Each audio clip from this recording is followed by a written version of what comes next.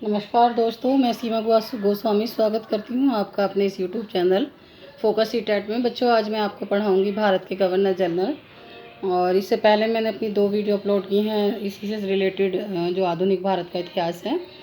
आप वो video playlist में जा कर के देख लें, क्योंकि उससे पहले मैंने आपको भारत में जो यूरोपीय कंपनियों का आगमन हुआ था, व्यापारिक जो कंपनियाँ थी वो कैसे आईं। फिर बंगाल और मैसूर के बारे में मैंने बताया कि कौन कौन सा कैसे युद्ध हुआ है, तो आप पूरी डिटेल आपको वहाँ पर मिल जाएगी। तो आज का टॉपिक है बंगाल के गवर्नर जनरल। इसके बाद जो नेक्स्ट हम पढ़ाएंगे भारत के गवर्नर जनरल। तो स्टार्ट करते हैं आज का भारत के बंगाल के गवर्नर जनरल। तो बच्चों देखो, रॉबर्ट क्लाइव तो 1757 से 1765 से 67 ईस्वी तक बंगाल के गवर्नर रॉबर्ट क्लाइव ने, अभी हम गवर्नर की बात कर रहे हैं, जनरल की बात नहीं कर रहे हैं। बंगाल के गवर्नर रॉबर्ट क्लाइव ने बंगाल में द्वैध शासन स्थापित किया। इसने बंगाल के समस्त क्षेत्र के लिए 2 उपदीवान, बंगाल के लिए मोहम्मद रजा खां और बिहार के लिए राजा शितोब रॉय को नियुक्त किया था। तो क्वेश्चन ऐसे आ सकता है कि कब बना था जनरल, तो ये गवर्नर कब बना था, तो ये 1757 में बना था। और इसने द्वैध शासन लागू किया था। तो द्वैध शासन किसने लागू किया था, तो वो किया था रॉबर्ट क्लाइव ने। इसने 2 उपदीवान नियुक्त किए थे, बंगाल का और बिहार का। तो बंगाल का तो था मोहम्मद रजा खां और बिहार का था राजा शितोब रॉय नियुक्त किया था। इसके अलावा बच्चों वारेन हेस्टिंग था, ये 1774 से 85 ईस्वी, उसे 1773 ईस्वी के रेगुलेटिंग एक्ट द्वारा 1774 ईस्वी में बंगाल का पहला गवर्नर जनरल बनाया गया। तो क्वेश्चन ऐसे आता है, भारत का पहला गवर्नर जनरल कौन था, तो वो था वारेन हेस्टिंग। इसी को ही बनाया गया था और इससे पहले वो गवर्नर जनरल रहा। इससे पूर्व वह बंगाल का गवर्नर था। इससे पहले अभी जो मैंने आपको टॉपिक में पढ़ाया था, ये गवर्नर था। और जब ये जो रेगुलेटिंग एक्ट आया 1773 ईस्वी का, तो इसको वहाँ पर गवर्नर जनरल बना दिया गया। इसके अलावा इसने 1772 ईस्वी में प्रत्येक ज़िले में फौजदारी दीवानी न्यायालयों की स्थापना की। इसने द्वैध शासन समाप्त किया। जो द्वैध शासन लागू किया गया था उसको समाप्त कर दिया गया। और क्वेश्चन ऐसे आता है कि फौजदारी एवं दीवानी न्यायालयों की स्थापना किसने की थी, तो वो वही था वारेन हेस्टिंग। इसके अलावा बच्चों 1784 ईस्वी में पीट्स इंडिया एक्ट यानी अधिनियम ने कंपनी के कामकाज को ब्रिटिश संसद के नियंत्रण में कर दिया था। इससे पहले जितने भी आप वीडियो देखोगे, वहाँ पर जो कंपनी का नियंत्रण था वो ईस्ट इंडिया कंपनी के ही अंडर में था।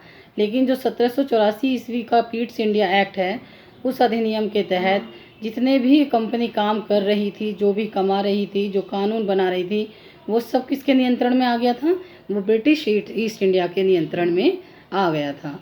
तो ये हुआ था 1784 ईस्वी में पीट्स इंडिया अधिनियम के तहत। इसके अलावा लॉर्ड कॉर्नवालिस, इसने कौन कौन से कार्य किए, वारेन हेस्टिंग के बाद आता है लॉर्ड कॉर्नवालिस, जो कि 1786 से 1793 ईस्वी 1793 ईस्वी में बंगाल में स्थायी बंदोबस्त के रूप में एक नई राजस्व व्यवस्था की शुरुआत हुई। तो स्थायी बंदोबस्त की शुरुआत किसने की, लॉर्ड कॉर्नवालिस ने की थी। और ये 1793 ईस्वी में लागू हुई थी। यह प्रथा बंगाल सबसे पहले कहाँ पर लागू हुई थी, तो यह प्रथा सबसे पहले बंगाल में लागू की गई थी। तो क्वेश्चन ऐसे आ सकता है कि स्थायी बंदोबस्त कहाँ पर लागू की गई थी, बंगाल में लागू की गई थी। सबसे पहले कहाँ पर लागू की गई थी, तो बंगाल में, और बाद में बिहार में लागू की गई थी। इसी के समय 1791 ईस्वी में जोनाथन डंकन ने बनारस में संस्कृत विश्वविद्यालय की स्थापना की। लॉर्ड कॉर्नवालिस ने भारत में सिविल सेवाओं को आरंभ किया। तो देखो बच्चों, ये जो जोनाथन डंकन था, ये खुद तो संस्कृत विश्वविद्यालय की स्थापना करने वाला था नहीं। इसमें बहुत सारे जो भारतीय संस्कृत से पढ़े हुए विद्वान थे, उन सब का योगदान रहा है। लेकिन इतिहास में नाम डंकन का आता है कि जो क्वेश्चन भी ऐसे ही आते हैं कि इसकी स्थापना, संस्कृत विश्वविद्यालय की स्थापना किसने की थी, तो आप जोनाथन डंकन ने की थी। और जो सिविल सेवाओं की आरंभ हुआ था भारत में, क्योंकि ये पहले ब्रिटेन में ही था, यूरोपियन देशों में ही था, तो वो भी लॉर्ड कॉर्नवालिस ने किया था। भारत में सिविल सेवाओं का आरंभ, यानी परीक्षाएं जो होने लगी थी वो उसमें इसका योगदान है। सर जॉन शोर, इसके बारे में ज़्यादा ऐसा कुछ आता नहीं है, बस इसने हस्तक्षेप की नीति अपनाई थी कि किसी के उसमें भी हस्तक्षेप नहीं करेगा राजनीति में, या जो और अन्य डायनेस्टी थी उनमें नहीं अपनाता था। और दूसरा 1793-98 ईस्वी में इसने इसको गवर्नर जनरल बनाया गया था।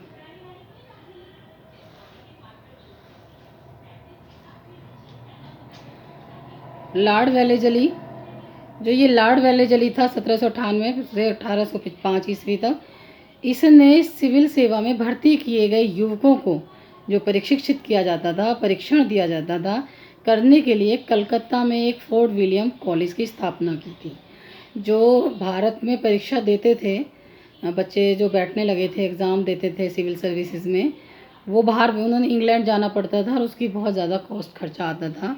तो इसने वहीं पर भी यहाँ पर एक फोर्ट विलियम कॉलेज बनाया जो आज भी है, और स्थापना की थी। जो क्वेश्चन ऐसे आ सकता है कि जो सिविल सेवा भर्ती के लिए फोर्ट विलियम कॉलेज की स्थापना किसने की, या फोर्ट विलियम कॉलेज की स्थापना किसने की, वो लॉर्ड वेलेजली था।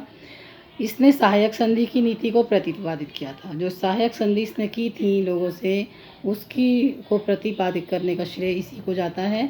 और सहायक संधि किस किस ने स्वीकार की थी, स्वीकार करने वाले राज्य थे हैदराबाद 1798, मैसूर, तंजौर, अवध, पेशवा, भोंसले, सिंधिया, जयपुर, मछेड़ी, बूंदी तथा भरतपुर। यह स्वयं को बंगाल का शेर कहता था। वो होता है ना कि जब सब बातें मान जब लोग तुम्हारी बातें मानने लगें तो आप अपने आप को कोई भी नाम दे दो। और इसी से हम अपने इतिहास के बारे में थोड़ी जानकारी भी ले लेनी चाहिए बच्चों, कि देखो इतने सारे जो हम नाम ले रही हूँ मैं सहायक संधि करने वाले लोगों के लिए, जैसे कि हैदराबाद, मैसूर, तंजौर, अवध, पेशवा, अगर ये सब उसी समय मिल जाते तो शायद ये लोग इतने वर्षों तक 200 वर्षों तक भारत पर ये डायनेस्टी ना रहती, ये लोग शासन ना करते। लेकिन वही है कि सब अलग अलग लड़ रहे थे और अलग अलग अपने अपने जो उनके फ़ायदे या नुकसान थे उसके हिसाब से लड़ रहे थे, और इसलिए वो कभी कहीं जीत जाते थे तो कहीं हार जाते थे, और अंग्रेज़ों को इन्हें हराने में और ज़्यादा आसानी हुई। तो ये जितने भी थे इनका मछेड़ी, बूंदी, भरतपुर आदि, और इनको संधि करने के बाद, इनको अपने में मिलाने के बाद यह स्वयं को बंगाल का शेर कहता है। उसके अलावा आता है sir John Barlow. Sir John Barlow 1805 ईस्वी में ये गवर्नर जनरल बनता है। इसके समय वेल्लोर का सिपाही विद्रोह हुआ था। पूछा जा सकता है, क्वेश्चन आता है कई बार, और कहने के लिए सिर्फ एक लाइन में है लेकिन ये क्वेश्चन काफ़ी बार रिपीट हुआ है। इसके समय वेल्लोर का सिपाही विद्रोह हुआ और 1806 ईस्वी में ये विद्रोह हुआ था। तो क्वेश्चन ऐसे भी पूछा जा सकता है कि वेल्लोर का सिपाही विद्रोह कब हुआ था, तो 1806 ईस्वी में। किसके शासनकाल में हुआ था, सर जॉन बार्लो के। इसके फिर बाद आता है लॉर्ड मिंटो। लॉर्ड मिंटो 1807 से 13 ईस्वी तक।